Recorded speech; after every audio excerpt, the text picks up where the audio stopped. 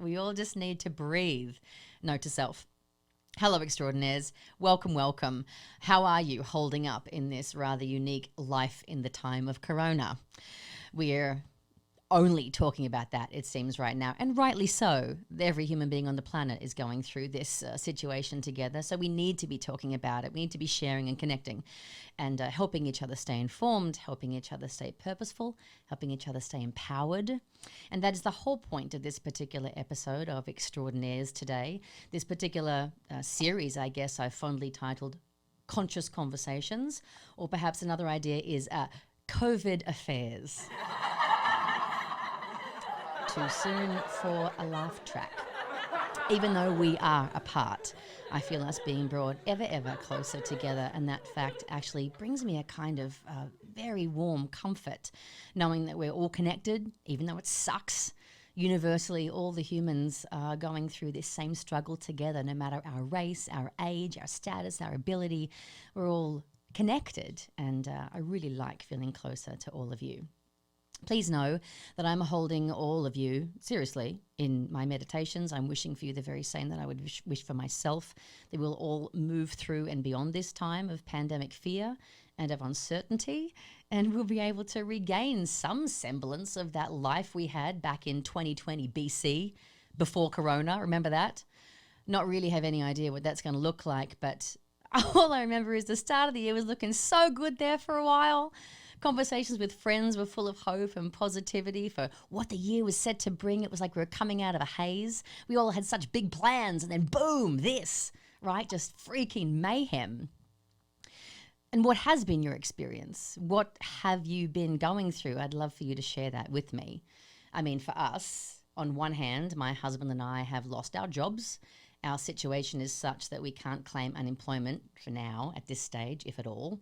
And since financial ruin is a distinct possibility, we're just eating everything in sight, literally stuffing our emotions with chips, cheese, and carbs.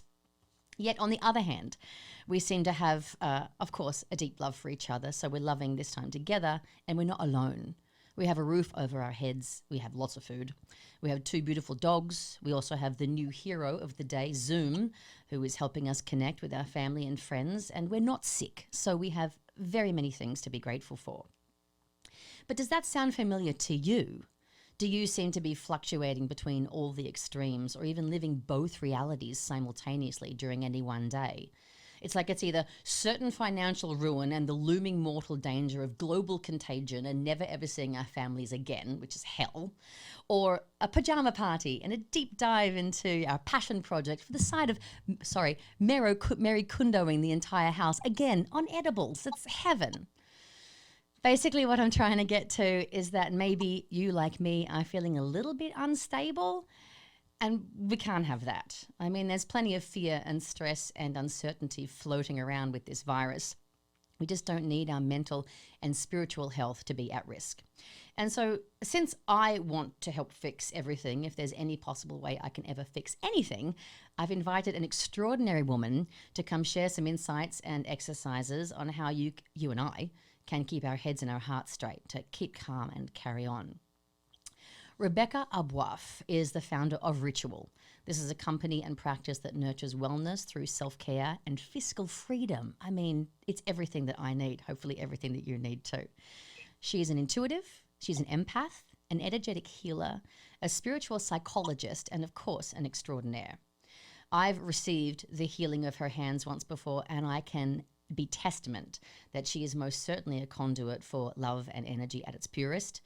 REBECCA is able to seamlessly blend and utilize the left and right sides of her brain. She's genius. And she shares her gifts through energetic bodywork, facials, spiritual healing practices, and a psychological approach to ultimate healing through self-learning of self-care and financial wellness. Her passion and focus is in empowering people to experience complete wellness in all areas of life from the inside out. Sounds pretty great? Please welcome REBECCA ABOUAF to the show. Yay! Crowd goes wild. Oh, thank you, Terasa. Hi, darling. How are you? I'm so good. Good. It's good to be with you. You too. Yeah. How's the experience been for you in your part of Los Angeles? Exactly what you described, you know, the roller coaster of emotions. Every day is something different. The highs, the lows, the everything in between. Yeah. Being an empath, it sounds like, do you find it's what's much that? deeper for you being an empath? Do you find that it's just a struggle at any day? Yeah, but you know what's interesting? I feel like whether people have identified themselves as empaths or not, I think that most people are feeling even more than just their own, and they just don't realize it. Yeah. I think at this time we're feeling all of the feels exponentially. And so just to that point, whether you've identified yourself as an empath, and empath really just means that you can feel more than just yourself, right? So I can feel you, I feel what you're feeling. So yeah, it's intense time because there's such heightened emotions everywhere. I feel like there's heightened emotions on both sides too. Like we're killing ourselves laughing sometimes. It's almost, uncontrollable. It's just ridiculous. The whole situation seems a little ridiculous at times. Well, it is. And laughter is great medicine. But you're right. The roller coaster has its high highs and its low lows. And, I tuned into a great meditation leader this morning, and she was talking about, the yogic living is that we all experience highs and lows, but the goal is to bring it back into the center so that either extreme is not as extreme, right? Because even when you're feeling a great feeling, we cling to that, and then it kind of almost makes our lows even lower. So, and that's one thing I want to share today is a practice of how we can just kind of come back into our center and recalibrate when we're experiencing these big emotions. Absolutely. I find, just to, highlight that point that you said too, like food, eating all this stuff that makes you feel better at the moment is usually like carby and bready and cheesy and comforty, and that only raises the actual stress levels that you're experiencing in your body. So then there's that fall at the other side. So, I've been talking to many people about their tips that they've been using. And since we have so much time, it's the perfect opportunity to come back and find your rhythm and your steady eating habit, your meditation, your tapping, your emotional freedom technique, your yoga that you just brought up, anything that can bring you back into balance so you're not grasping for the high or like suffering from the low, right? Which is your gift. Right. I love that you brought that up. One thing I just want to mention is that food is just one way. There's so many ways we numb ourselves. Yeah. Yeah. We feel something big, and instead of dealing with it, maybe because we don't know how, we've never learned, we've never seen it as an example in our lives. And so we reach for things that numb us out, or television, or alcohol, or, and so that's all okay, right? There's no judgment. But my real desire today and every day is to support the community and learning some of these practices, I've been studying and utilizing my whole life, because my life has completely shifted, completely. And we're in the midst of a giant shift. Our whole world is shifting. So yeah, at this time, I'm being really called to talk about something we're experiencing a lot of: energy and motion. And to talk about expanded awareness and what that means and how we can utilize that for our upliftment at this time. So the first thing is to acknowledge what is. I know that if you're anything like me, you're having a rough time staying grounded at this time. And so what are your grounding exercises? Like, Teresa, do you have a practice where you ground yourself every day or come back to something? Meditation with crystals. I sit with crystals and meditate every morning, do some stretching. My husband built a little gym. So just movement, movement, and mostly meditation and a bit of yoga. Yeah. So that's great. And then the first thing is the awareness that you are not grounded. Right? Yeah, totally. We can't really. Trying to be easy with myself. I'm trying to be forgiving and easy. No expectations, just trying to accept it what it is and be easy and loving. so essential right now, and always giving ourselves some tools and techniques to shift our energy when it's too high or too low. I just want to acknowledge that it's really important to feel your emotions. It's really important, like you just said, to be really gentle with yourself. So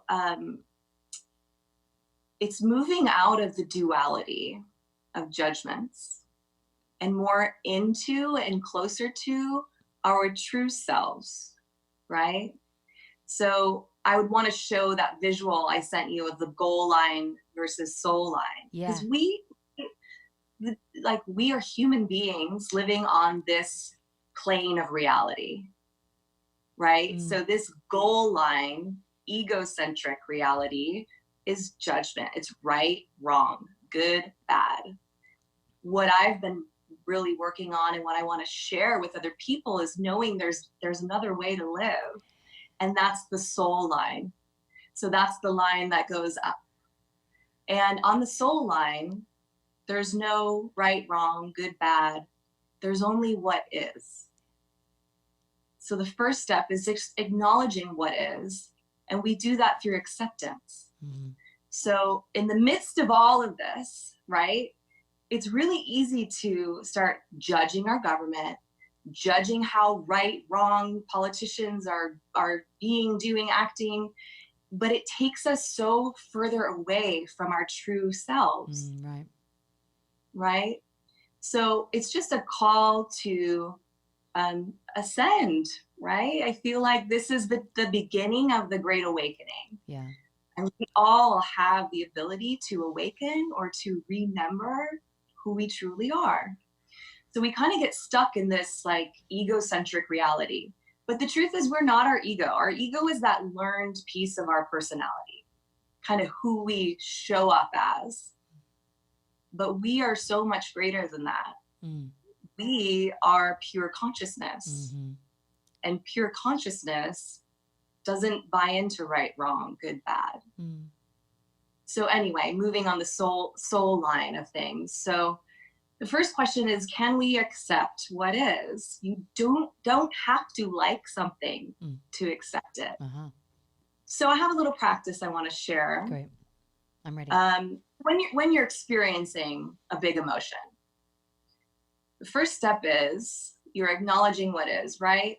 We've gotten that already. Got it. So step one in the practice is to set an alarm for a relatively short amount of time, maybe 1 to 10 minutes, and allow yourself to move through the emotion, whatever it is, unedited, let it out.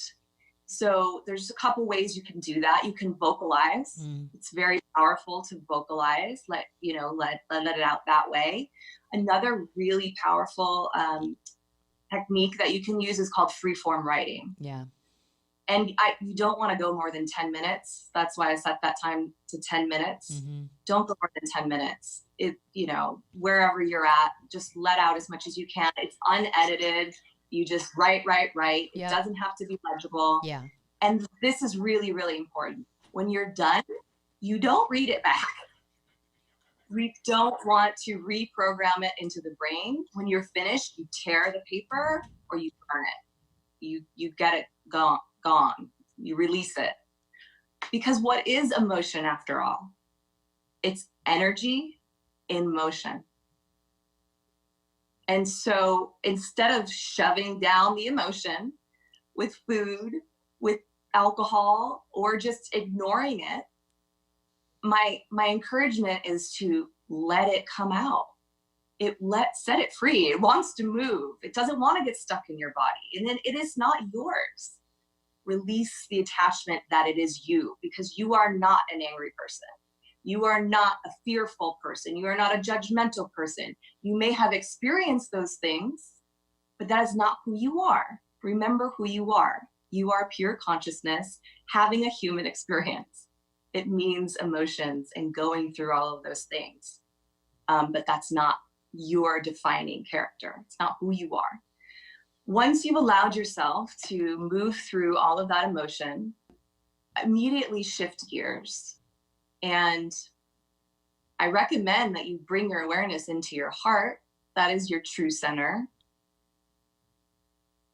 And think of somebody who is less fortunate than you.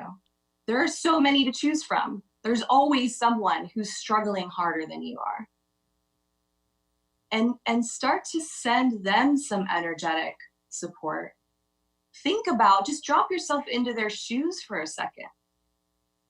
And it's real easy then to drop in your heart and say, wow, you know, I'm really sorry you don't have a place to live right now. I feel for you that you don't know where your next meal is coming from. I feel for you that you are struggling with cancer, with losing a loved one, you name it. So you drop into your heart and you start extending some compassion to other people. And then I encourage you to zoom out, expand your awareness. See, you know, you're seeing now their life, your life, and wherever you are in that moment, no matter how you're feeling, 3 things you're grateful for. It could be those simple things. I'm grateful I have a clean shirt on my back. I'm so grateful I have a roof over my head. I'm so grateful I have food in my refrigerator to eat and to overeat if I want. Do you know what I mean? Anything. The 5th step is all about compassionate self-forgiveness.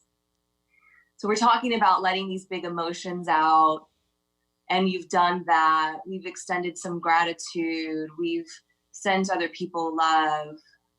This is like the key to inner healing, compassionate self-forgiveness. One definition from a spiritual psychology course I've heard of healing is that healing is the application of loving to the places inside that hurt. And so it's extending yourself that self-love we've been talking about, you know, flooding yourself in loving. Like, how often do you actually do that? It is so healing. It feels so good. So I really want to encourage you to try it.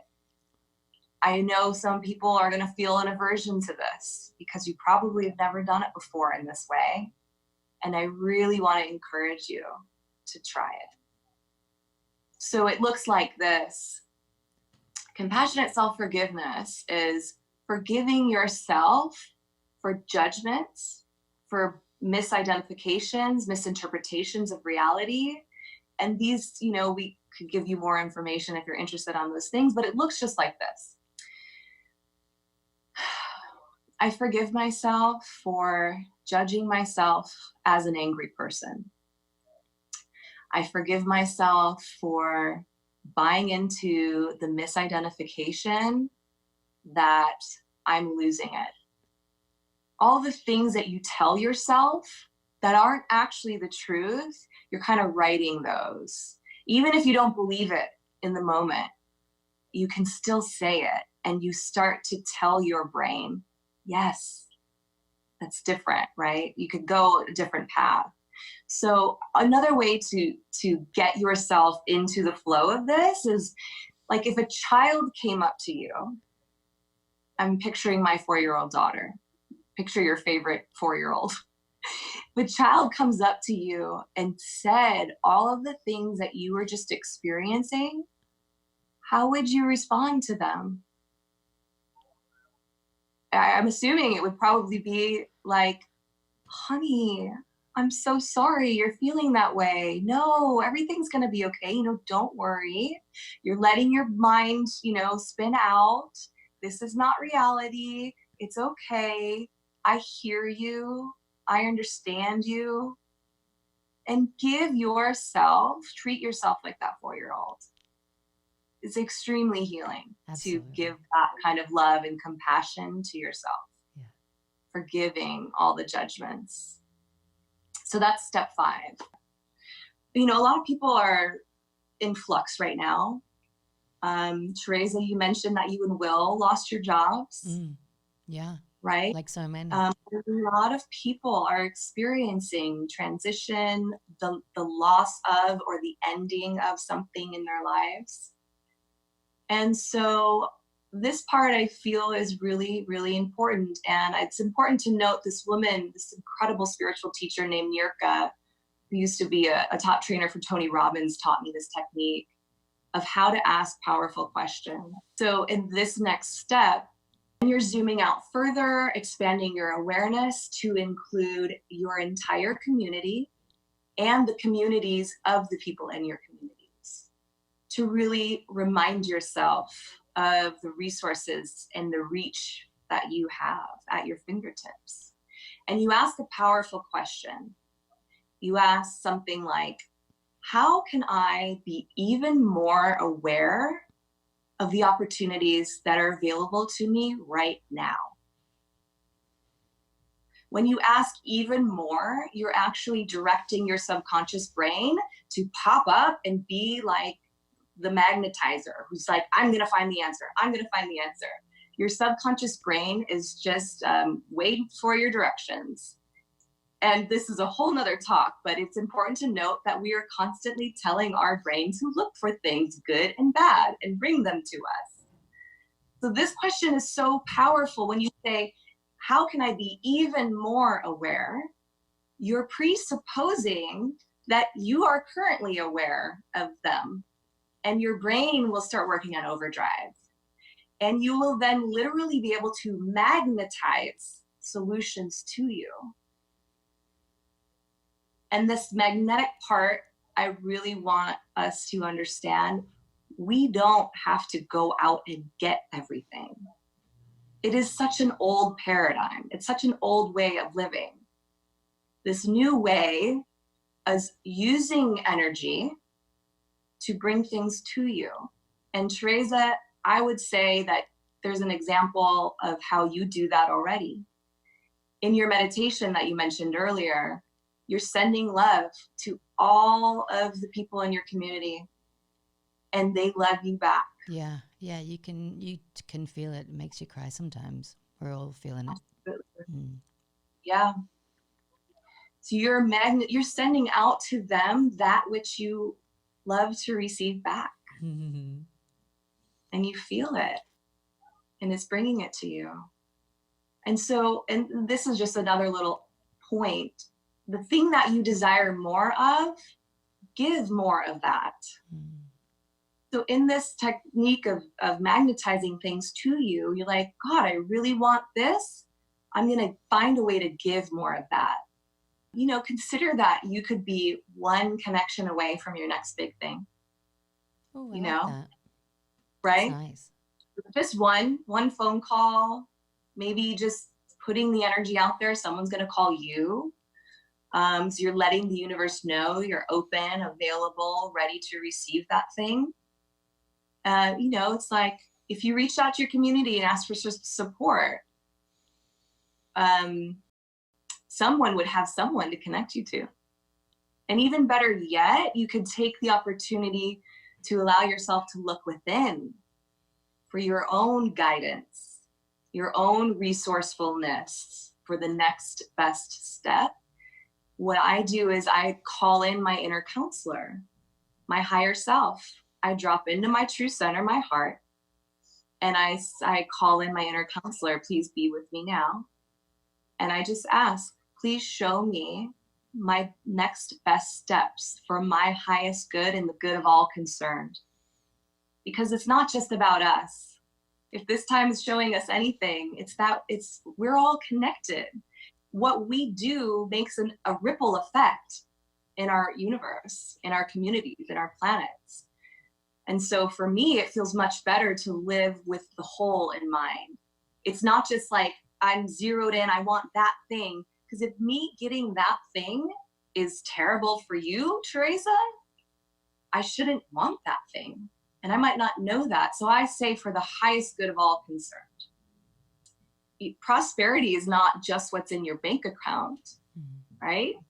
Prosperity is a consciousness that anyone can tap into at any time. So if you allow yourself to expand your awareness, to open up to the truth and the infinite opportunities that are available to us, the infinite resources, the vastness of our reality, you might find that you can level up in all bank accounts, because it's not just about money. Money is just one tiny energy stream. We put a lot of weight on it, but it's just one energy stream. It's about the richness of our lives and all the energy streams that make up our beautiful lives. You know, richness comes in depths of relationships. It comes in connections with our community as well as nature. I mean, if you are ever feeling depleted or, you know, negative kind of mindset, just get out in nature, because it is undeniable, the abundance of this beautiful planet we live on. And one of my favorite quotes is, nature does not rush, and yet everything is accomplished. She keeps on going, right? She keeps on providing for us, even though we're terrible to our earth.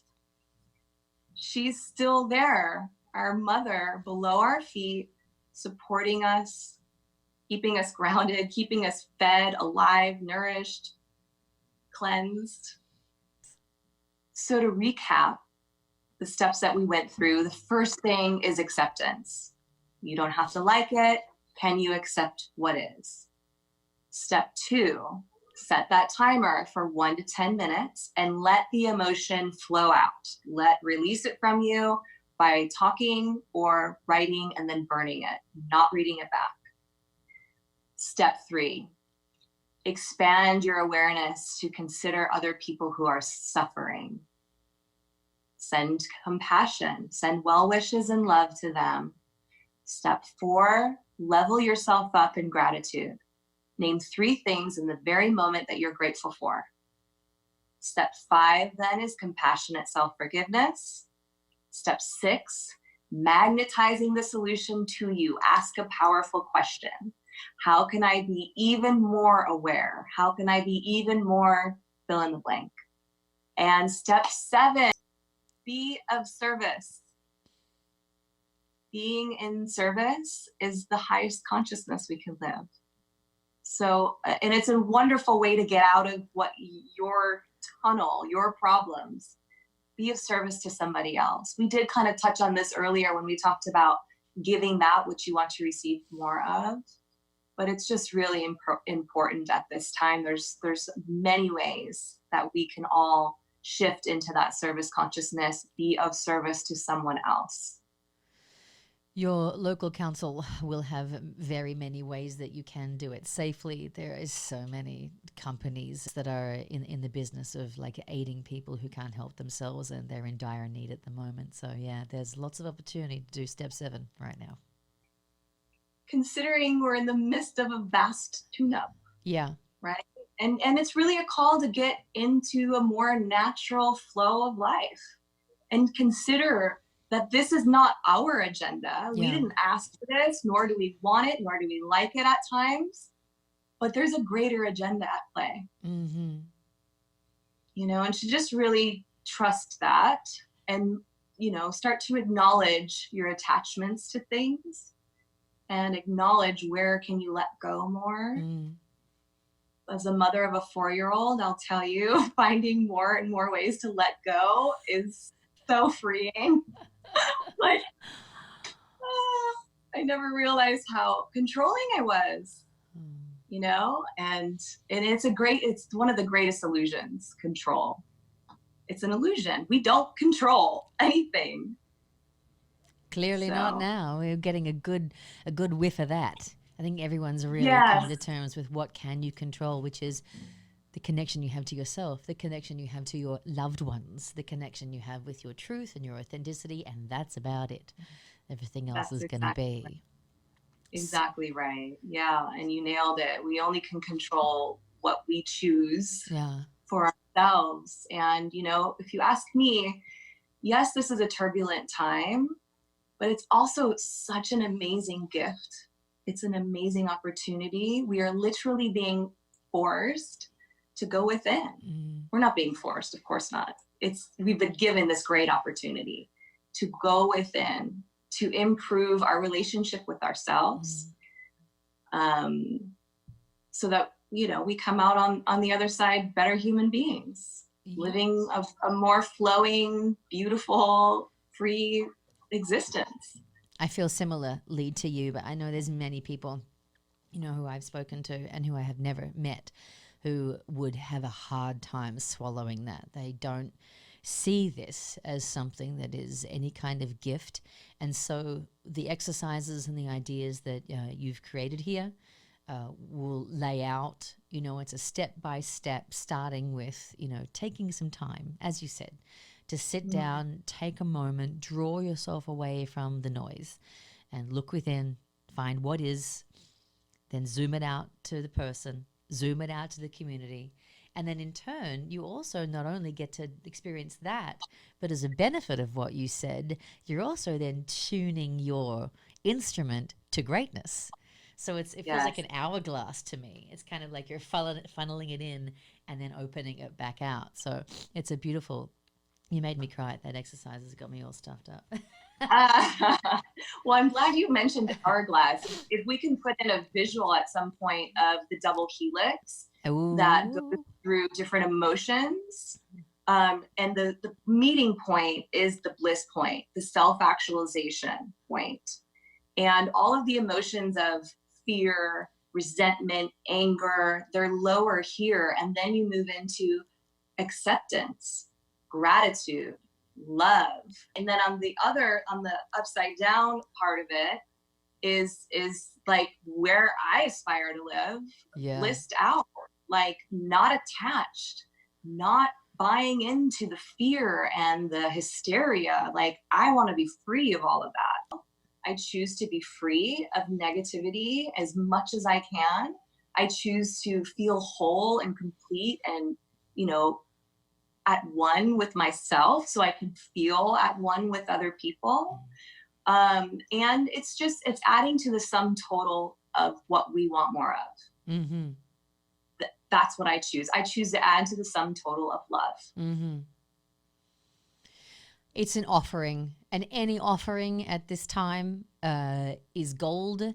Any tips that anybody has for things that you can get yourself through, your loved one through, your pet through, your grandparent, your child, is all in. And I think the more that we share and the more that we tell each other about, what's working and what's not, so then we can learn from that too, I think is genius. And if Rebecca can be of any help to any of you with her body work, with her facials, with her help with financial freedom, I mean, she really does have this left-right brain thing down. So there's contact information for Rebecca below. Thank you so much for joining us today. And if you have any more breakthroughs, share them with us, won't you?